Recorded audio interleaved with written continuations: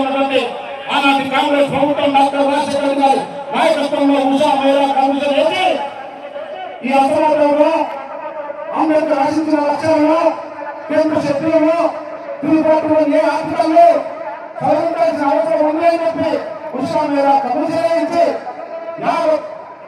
ఆంధ్ర రాష్ట్రం అంతా తిరిగి ఒక నివేదిక తయారు చేసి కేంద్ర ప్రభుత్వం మీద పెట్టింది. 10 సంవత్సరాలు కాంగ్రెస్ పార్టీ అధికారంలో ఉంది. అక్కడ కేంద్రంలో రాష్ట్రంలోనే రామోజీ రాజనరసింహ అనుక్షణం ఉషా మహిళా కమిషన్ ఆరంభించే ఎస్సీ ఎస్టీ సభ్యులకు క్షమించరు అంటే ఉషా మహిళా కమిషన్ ముఖ్యమంత్రులుగా క్షమించరు. ఆ శ్రమ వల్లనే ఉషా కమిషన్ రిపోర్టు టేబుల్ మీదకి పోయింది. కానీ తెలంగాణ రాష్ట్రంలో ఉద్యోగం వచ్చింది.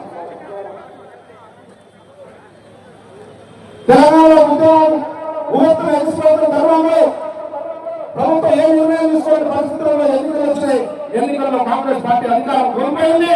అక్కడ భారతీయ జనతా పార్టీ అధికారంలోకి వచ్చింది. ఇక్కడ టీఆర్ఎస్ పార్టీ అధికారంలోకి వచ్చింది. ఈ విషయం ఎందుకు చెప్తున్నా అంటే నల్గొండ రాజకీయంగా బాగా చతురత్వ లోక్యంతో వివరించే వాళ్ళు అర్థం చేసుకుని మీకు గ్రామాల్లో పోవాలి. ఈ సమాచారం మన విషయంగా చెప్తా ఉన్నాం. అటువంటి సందర్భంలో 10 సంవత్సరాలు అటు భారతీయ జనతా పార్టీ కేంద్రంలో కానీ బీఆర్ఎస్ పార్టీ రాష్ట్రంలో కానీ బాధితుల గురించి కానీ బాధితుల సంక్షేమం గురించి కానీ అంబేద్కర్ ఆశయాల గురించి కానీ మన వర్గీకరణ గురించి కానీ మన పోరాటం గురించి కానీ మన కడుపు మంట గురించి కానీ మన పిల్లల భవిష్యత్తు గురించి కానీ ఏమాత్రం ఆలోచన చేయాలి. 10 సంవత్సరాలు భారతీయ జనతా పార్టీ అక్కడ, బీఆర్ఎస్ పార్టీ ఇక్కడ. అటువంటి సందర్భంలో అదృష్టవశాత్తు అంబేద్కర్ ఇచ్చినటువంటి రిజర్వేషన్ వల్ల కాంగ్రెస్ పార్టీలో ఏకైక మాదిగ ఎమ్మెల్యేగా 2004 నుంచి 2014 నుంచి 18 వరకు పనిచేసే అవకాశం వచ్చింది.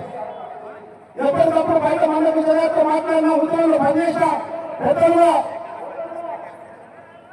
అపారమైనటువంటి అనుభవం, అనంతమైనటువంటి విశేషమైనటువంటి గ్రామంలో రాజకీయ సలహాలు సూచనలు క్రమంలో వంతు చుట్టుకొని శాసనసభలో నిలబడిన ఒకే ఒక మాజీ శాసనసభ్యులు పేరు ముందుకు పోయి అయ్యా ముఖ్యమంత్రి కల్వకుంట్ల చంద్రశేఖరరావు గారు తూతూ తీర్మానాలు చేసి చెత్త ముట్టలో వేయడం కాదు, ఐఏఎస్ ఆఫీసర్లను